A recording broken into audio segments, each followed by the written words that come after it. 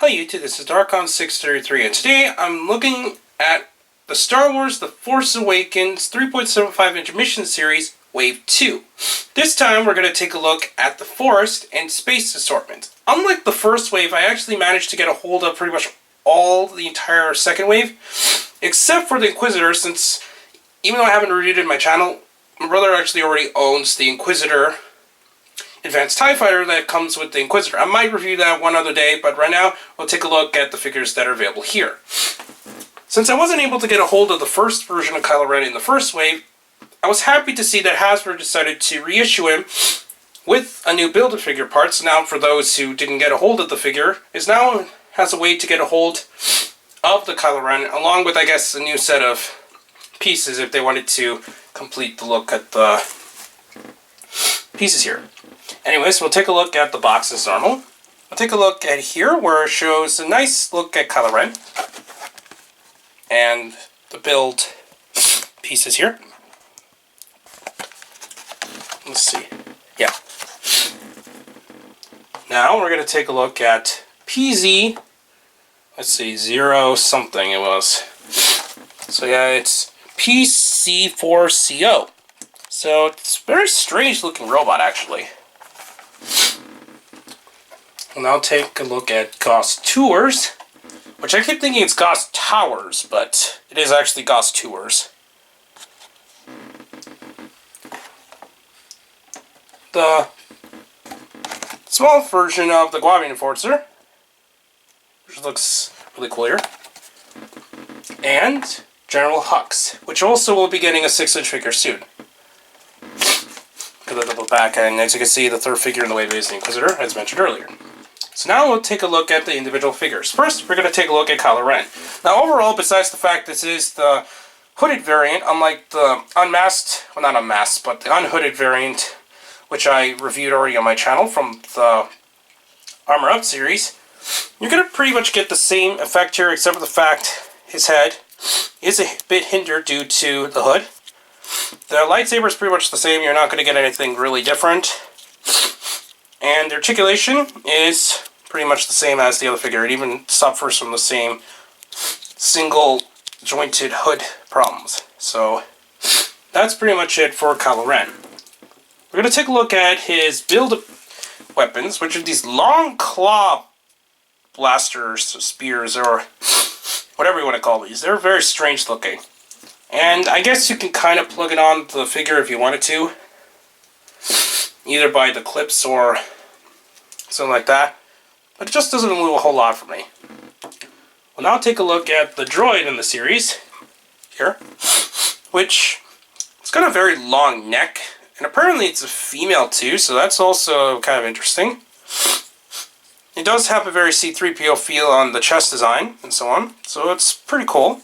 Articulation doesn't really have a traditional kind of sense since he got a longer neck, so the ball joint is still the same up here, but as you can see, the articulation is a bit different there. It does have swivels, and also can bend forward like that.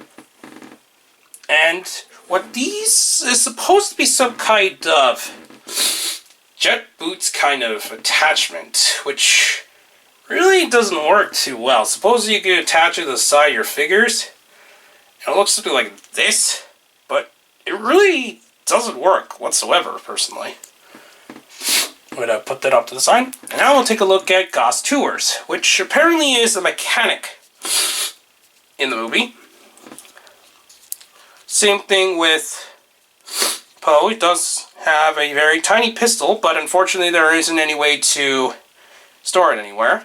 Just going to take it off to the side so we won't lose it. Articulation can pretty much only go about that much due to the strange way his head is designed. Swivel shoulders. And bends at the legs. So that's pretty much it. And this figure comes with, your guess is as good as mine. It's just a large piece of plastic, personally, to me, and let's see what the box actually states it's supposed to be for. It's supposed to be some kind of large bazooka or something.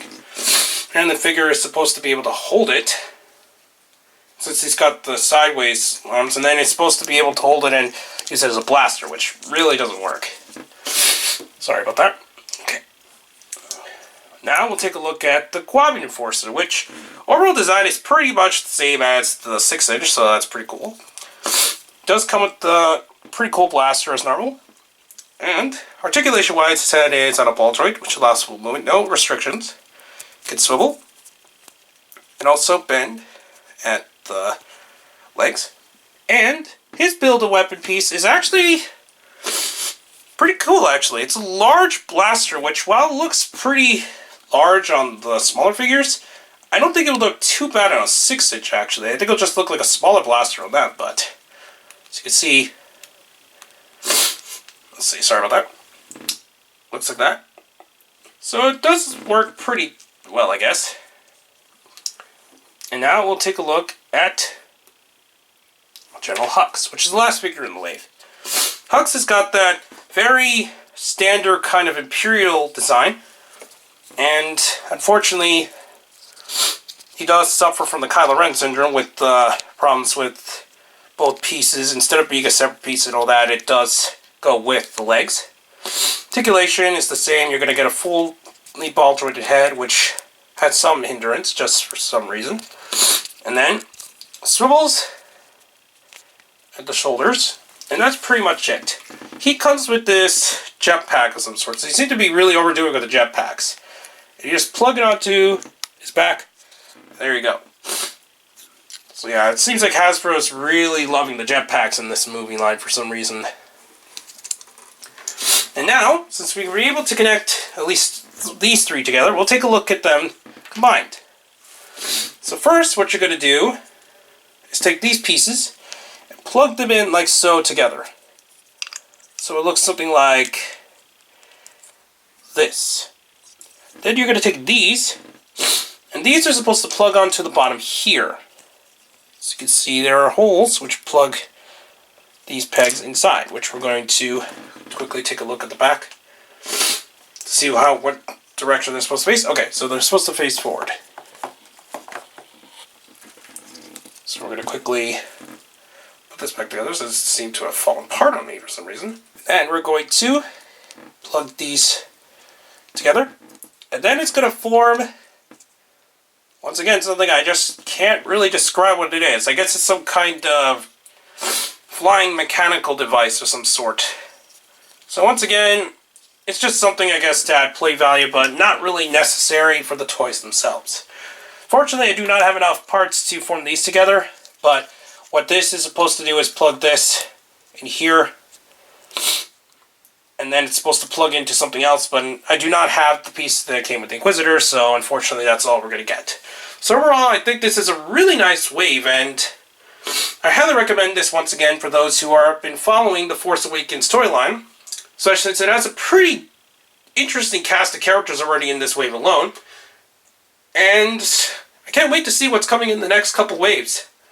Please comment and subscribe, and check out Hirotaku and the Gideon blog. Also, please check out my Twitter handle, DarkGon633, and please check out the other channels down below, including the WW podcast and more. But for now, I'll be seeing you two, and may the Force be with you. Bye.